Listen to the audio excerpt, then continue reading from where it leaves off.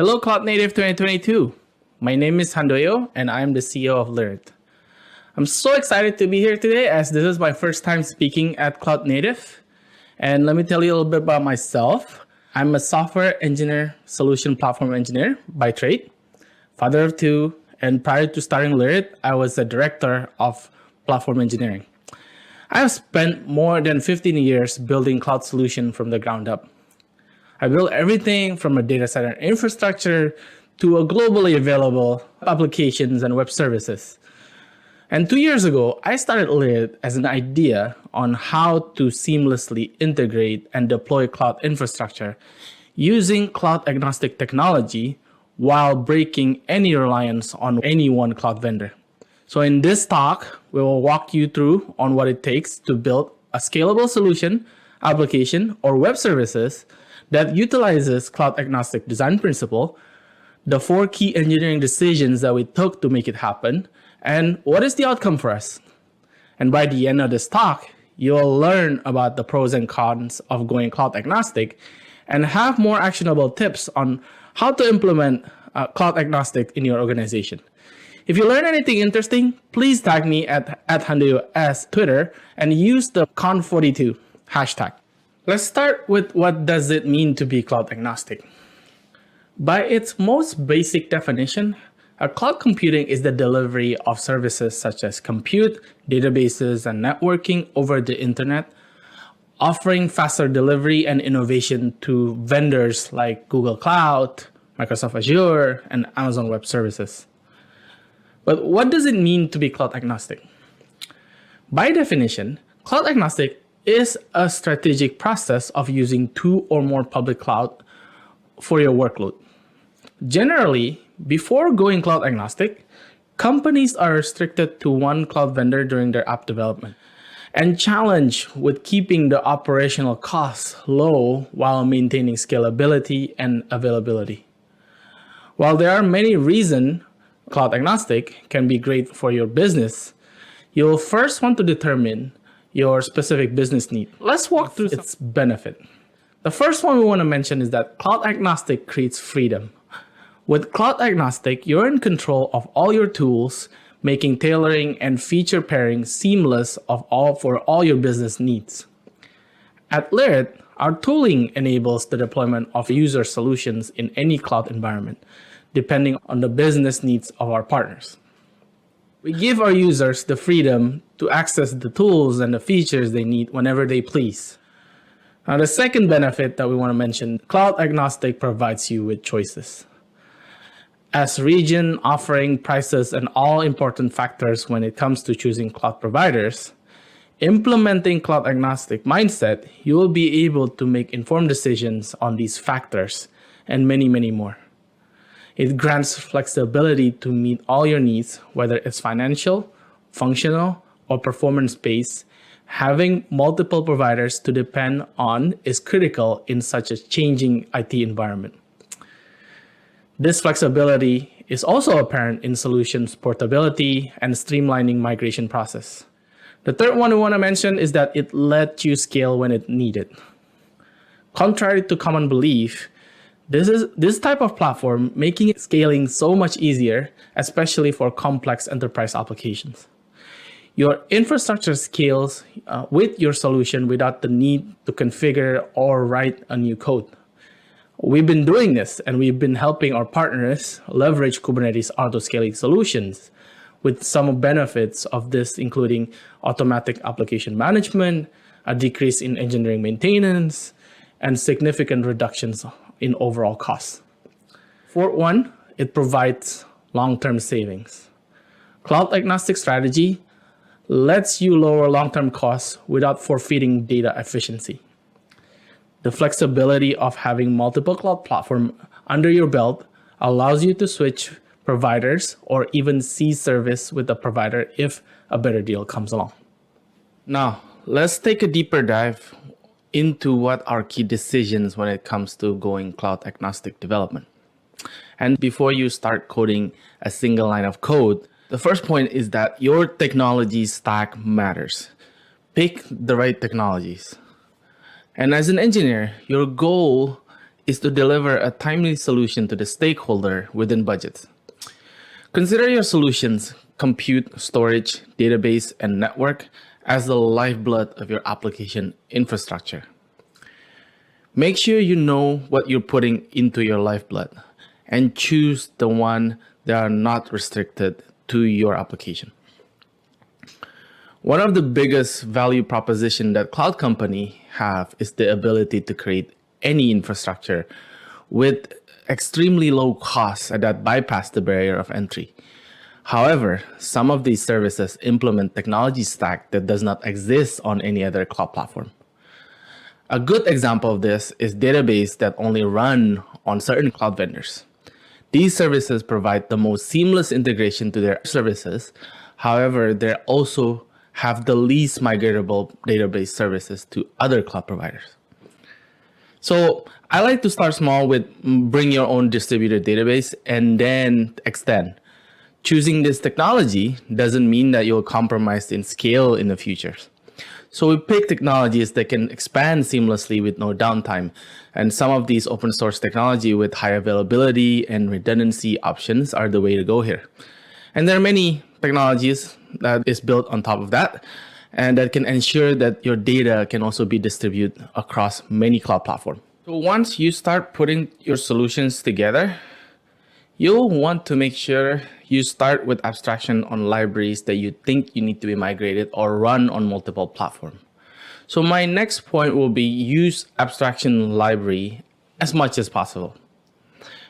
An abstraction pattern library is a code that is common in solution development that allows developers to interact with the system using a more generic interface. And one example of this is using object relational mapping or ORM.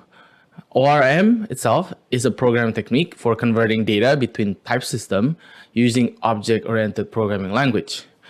Some of the example, if you use Prisma for Node.js, SQL Alchemy for Python, or Entity Framework for .NET, you have used these types of abstraction. And at Lyrit, we use ORM and other abstraction databases layer for our messaging queue system as well, for our job distribution for Google PubSub, AWS SQS, and Redis. We have been able to convert between cloud services for some of our service that require some more global distribution and on-premise deployment in an instant. So once you have built a concept and have a running application, what do you have to do next? And for the next key decisions that we actually have to build is we would like you to embrace the distributed architectures and design for replaceable and migratable microservices. For cloud solution deployment, we recommend utilizing distributed computing because it embraces redundancy as well as high availability. Modern development has always advocated for smaller components that can be easily run on any system. With a distributed storage system continuously making data copies, allowing a great deal of flexibility around costs, time to recovery, durability, and more. They are extremely tolerant to tolerate failures outright. Distributed architectures have become more standardized in the developer world with the help of a massive cloud adoption, along with the wide adoption of technologies like Docker containers. During development, ask yourself these questions. Can this same code or API run on another cloud platform? If not, why is that? What do you have to do to mitigate before you're going to production? And for the last key engineering decision that we made to be a cloud-agnostic company is to build and keep up with your migration plan. At this point, you have all your solutions in place and are probably only using one deployment region and cloud services for your application. So the next thing is to come up with your plan B, a high-level option to adopt a cloud migration strategy with one or more cloud vendors in order to quicken workload and data migration to another cloud. However, this option can be costly at first and may not be critical to running your business operations initially. But if you build your solution using the first three decisions above, we can always start small and design a manageable plan and identify important pieces that can be easily migrated as you're running your solution. Pick a target cloud vendor or technology to migrate to and test and run your migration once a month or so. We like to put ourselves as a case study on a company that implements all of those four key decisions. We would like to show our current technology stack infrastructures, and with this, we were able to automate, design, control, and distribute our platform to multiple cloud vendors. And we mentioned earlier in the talk, we chose Kubernetes as the base of our platform. Kubernetes is an open source container orchestration system for automating software deployment, scaling, and management. And for storage and data, MongoDB and Minio are our go-to internal database and storage. They both are excellent open source technology that can provide the flexibility to be distributed anywhere, along with redundancy and availability and backups that are required for us to run our operations. For database redundancy, we rely on building MongoDB container instance inside all the Kubernetes cluster that we maintain. This is to build a globally distributed read-only cache. This proved to be very beneficial for our end users' experience. And something that is crucial for us is the ability to distribute our jobs and builds and deployment globally. In this scenario, we use Google PubSub as one of our job distribution infrastructure, but internally, we can easily switch between Google PubSub to a self-hosted Redis PubSub for our development. These are the base of our infrastructure that runs our platform. And with this, we have created a distributed deployment engine along with an API layer that connects with outside services to create a public cloud compute abstraction. So we made our platform with a goal so that it's easier for anyone to build using these same four principles. So let us show you how you can accomplish this in a quick demo of our platform.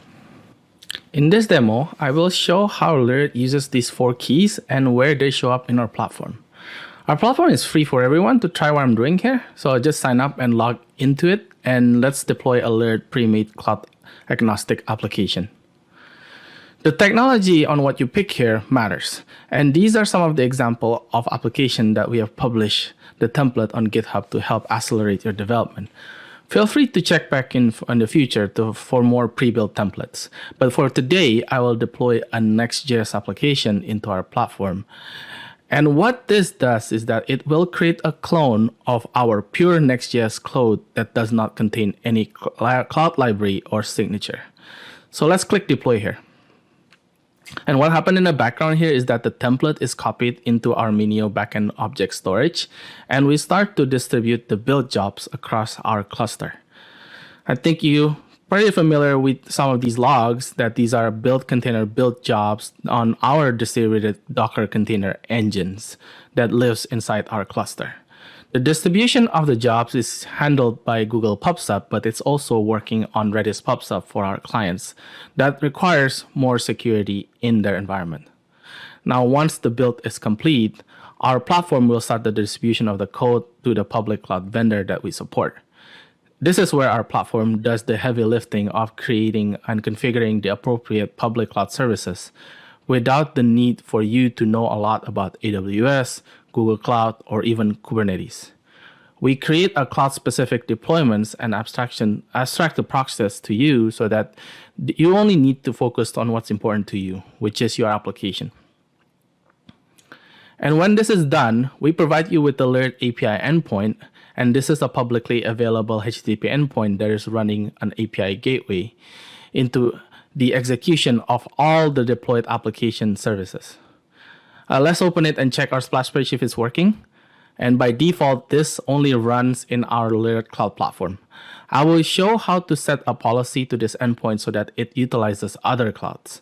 But let's download the code to take a deeper dive into the Next.js code. And I extracted and opened the folder in Visual Studio Code, and you can already see the structure of the code right here. Other than our definition file, we are not requiring you to download any packages that are cloud specific. The package.json file shows that this is a pure Next.js application. And the only file that's required for us is our alert definition file that tells the platform on how to build and pack the services. Now, if you know a little bit about Next.js, the code structure is pretty standard with styles, public, and pages folder. And in this code, we added an API endpoint that can show the current Next.js, Node.js version, as well as the unique environment of Lyrit that can return which cloud environment that is currently running on. Now let's get back into our UI to set the policy and for deployment and execution. But before that, we need you to set the credential that will be used under your cloud account. This is an IAM role to be configured in your cloud account, and our documentation provides a list of permissions that you will need to set in order to interact with Lyrit platform. Now, we can set the execution platform to all, in which it will run the service on any cloud, and this policy to create a distributed application on all public cloud vendors. In this page, you can also set different regions for Google's and AWS. This will be the region used to deploy the first service in that cloud. And the closer it is to the bulk of your user, the better your user experience will be. So let's jump back into the web browser and check the endpoint. And let's execute the version get endpoint and zoom a bit here. As I refresh really fast, you can see that it is load balancing between AWS, Google, and our own Kubernetes cluster. Congratulations, you have successfully created a migratable and distributed application. Now let's do a quick check what we deploy on AWS by going into your AWS Lambda page. And now let's check on the monitors. And let's do the same thing over in Google Cloud. Now keep that in mind that everything you see running in our platform is also running inside our Kubernetes platform that we maintain. And we are working on the ability to connect also to your own clusters. There are additional things that you have to put into consideration when you're implementing a cloud-agnostic solutions. And the first being security and compliance. I often get asked, how do you make all these solutions secure? And one of the issues that often come up in multiple cloud environment is that you can no longer rely on one cloud security mechanism anymore. So in these scenarios, zero trust security becomes a very important concept for us. This is a security model where you never trust and always verify. Devices should never be trusted by default, even if they are connected to a permission network such as corporate LAN or previously verified. Certificate and HTTPS on everything is always a good first step to secure your communication between machines. We build and use multiple Kubernetes native services that integrate with Cert Manager, Let's Encrypt, to authenticate and verify communications between all our production machines. And some implement other security measures such as active container scanning, hardening role-based authentication for the Kubernetes cluster that we maintain, and many, many more. The second consideration is the integration costs. Adding more deployment environment into the platform will cost us some more development time. Just remember, even if they are providing the same technologies, there are always little differences on how one cloud vendor delivers its solution. One example that we encountered here is our Kubernetes AWS development. We noticed that the load balancer uses Kubernetes ingress services uses public DNS instead of public IPs. Monitoring is also a very cloud-specific function that can be a bit challenging to create, specifically one that spans on any cloud infrastructures. And in order to overcome this, we utilize Prometheus Grafana for our infrastructure metrics monitoring that runs within our internal environment ecosystem during our platform development. We made sure every part of our infrastructure ecosystem is ready to be fed into our Prometheus infrastructure monitoring. This is where we made our decision on where and how to automate our infrastructure expansion, all the data that is coming into our Prometheus platform. And just like databases and storage solutions, there are other infrastructure monitoring tools that spans multiple cloud vendors and able to run on any cloud infrastructure. Just like everything else in the world, nothing is perfect, not even cloud agnostic. Now, cloud agnostic is seen by many as the future for cloud computing, and while there are benefits, you should also consider these drawbacks. The first is being that it does increase complexity to your system. And one disadvantage is that by gaining flexibility and features, your solution can become more complex and require more management. Portable solution and technology support come at the price of increasing complexity. Now keep that in mind. The second is that you have to consider is that there is a slightly higher upfront cost that you may incur in your development. Now, while cloud agnostic does have the potential to save you money exponentially in the future, you will face a slightly higher upfront cost. These come from various things like when you're not utilizing some of the feature of a certain platform, but you need the properties of the others. These can potentially add to the price. And data transfer costs can also become more expensive with the cloud agnostic approach. Sometimes you'll face unexpected data transfer, which can be also confusing to predict. However, all these additional costs are manageable if you set your budgeting accordingly, and you have to quicken your development. You'll want to take the time to examine your organization's need to determine if a cloud agnostic approach is beneficial to your need. And in conclusion, there are many benefits to going cloud agnostic for your company, but just like everything else, you have to tailor and evaluate the pros and cons specific to your company's need. And just let's recap the 4 key design principles that we ran to make our platform cloud agnostic. And they are, number 1, as picking technologies that you can control. Number 2, we use abstraction libraries as much as possible. Number 3, we embrace the distributed architectures and design for migratable microservices. Number 4, we build and keep up our migration plan. And we have followed these 4 key design principles to build our platform. And we here at Lyrit use this platform to help companies to build their solution using the same cloud agnostic principles.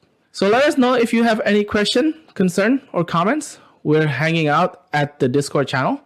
Feel free to say hi to us or email me at hsutanto@lyrit.io or drop me a message on my Twitter and LinkedIn. Thank you so much for watching my presentation, and we hope you learn a thing or two about building cloud agnostic solutions.